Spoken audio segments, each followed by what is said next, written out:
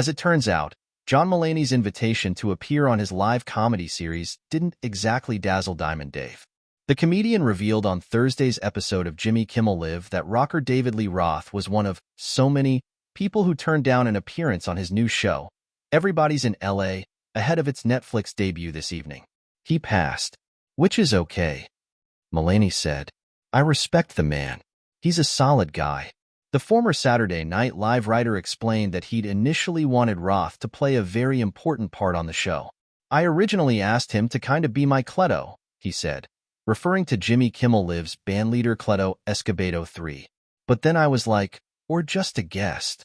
Mostly, Mulaney said, because he really wanted to talk to Roth about life in Altadena, a part of Los Angeles County that's located just north of Pasadena where Roth once resided, but unfortunately he said no to that too. I honestly I didn't know how to appeal to him because I'm like, it's David Lee Roth, he added. I should just call him up and say, let's party, and he might show up.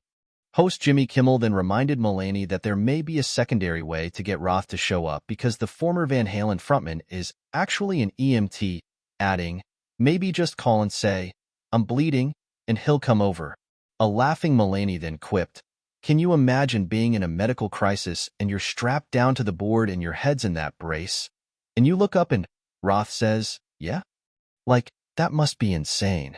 While he might not have gotten Roth on board, Mulaney will speak to several guests during his live-stream show including David Letterman, Jerry Seinfeld, Jon Stewart, Patton Oswalt, Bill Hader, Nate Bargatze, Cedric the Entertainer, seismologist Dr. Lucy Jones, and more.